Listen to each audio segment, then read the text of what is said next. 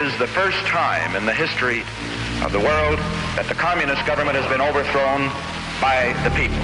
And for that, we congratulate you and the people of Guatemala for the support they have given. Nixon praises Castillo Armas, the president of Guatemala, for overthrowing a communist regime. In other words, the Árbenz regime was not a Guatemalan government. It was a foreign government controlled by foreigners. Controlled by Moscow. And that happened just here in the continent, right here in America, just here in America. What Nixon doesn't say is that Castillo Armas was handpicked by the CIA. That his army was financed and trained by the CIA. And that Castillo Armas didn't lead a popular uprising against a communist regime, but was the head of a CIA-sponsored military coup. The man who devised the coup, the American Secretary of State John Foster Dulles, a zealous Cold Warrior. The mastermind of the coup is brother Allen Dulles, director of the CIA, a veteran of covert operations. The man who orchestrated the propaganda campaign, Agent E. Howard Hunt, who later became the notorious Watergate burglar. Their target? A man they called Red Jacobo. To the world, he is Jacobo Árbenz, the elected president of Guatemala. Árbenz makes a fatal political error. He takes land from an American company, gives it to peasants, and ignites the Cold War in Latin America.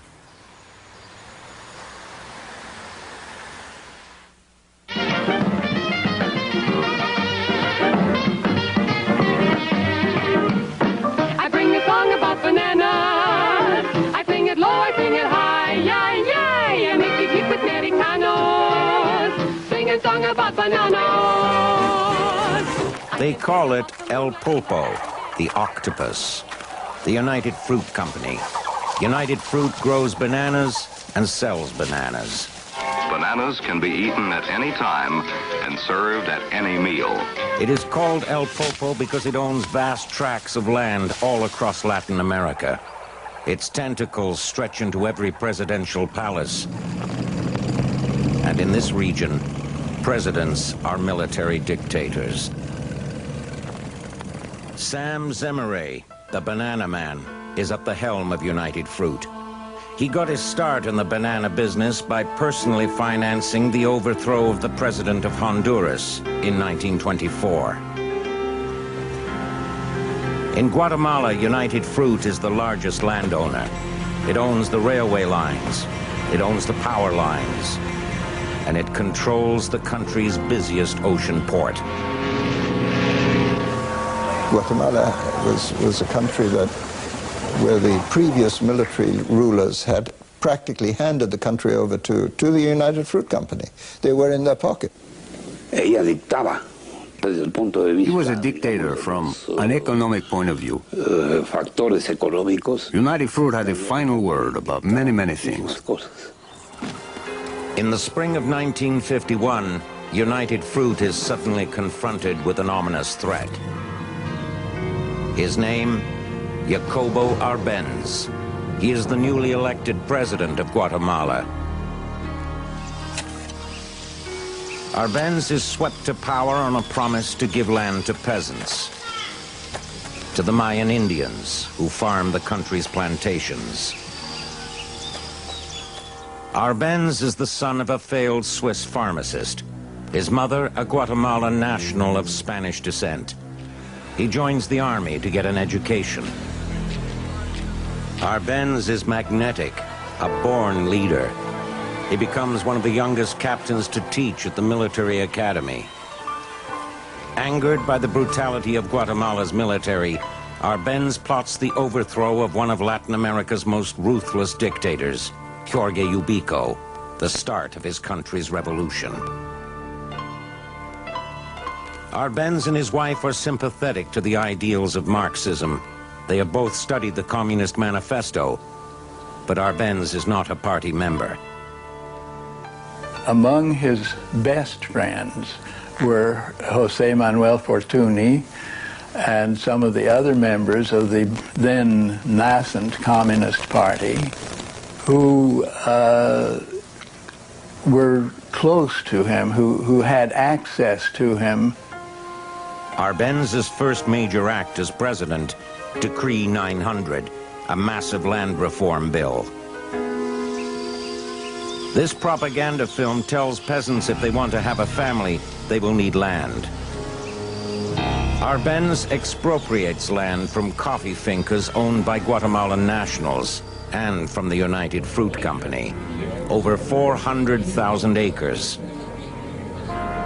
The head of the Communist Party and author of Decree 900, Manuel Fortuny, tells Árbenz he may have acted too swiftly. Él vio que yo no salté de alegría. He saw that I wasn't jumping for joy. Me dijo, parece que, And he said to me, que no te entusiasma mucho. he said, it looks like you're not that excited about this expropriation.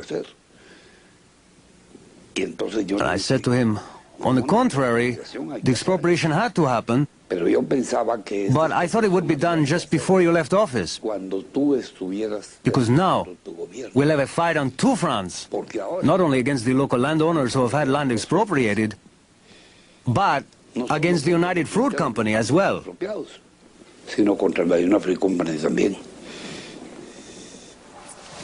Fortuny is proven right. Even though Árbenz expropriates only uncultivated land and pays a fair price for it, the United Fruit Company is furious. United Fruit is not only powerful in Guatemala, it has a good deal of leverage in Washington as well. Tom Corcoran is the fruit company's hired gun. On the Hill, he's Tommy the Cork, a Washington insider who can open any door. Cork tries to persuade those in power that a threat to its banana plantations is a threat to national security. United Fruit did whatever it could to link the agrarian reform to a communist danger. And in the 1953, 1954, it had a pretty receptive audience. Cork's audience is receptive for other reasons, too. John Foster Dulles and his brother Alan Dulles have both done legal work for United Fruit. The Assistant Secretary of State for Inter-American Affairs, John Moores Cabot, owns stock in United Fruit. His brother Thomas was president of the company in 1948. And the American ambassador to the United Nations, Henry Cabot Lodge, also has money riding on United Fruit. They were obviously defending the interests of a private corporation that had a dispute with a foreign government. It seemed to us unseemly to have the State Department every day echo the concerns of the United Fruit Company of Boston.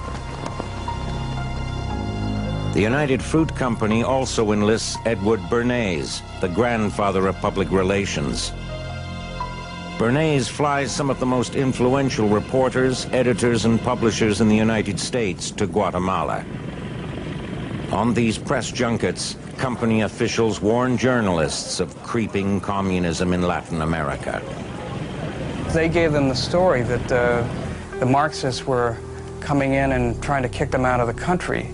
And this story became the front page headlines in the American press when the newsmen returned.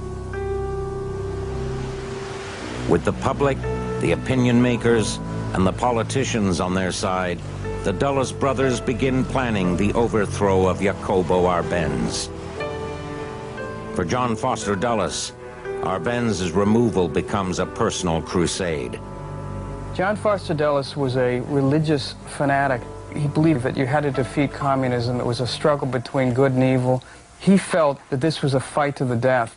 He was ready for war.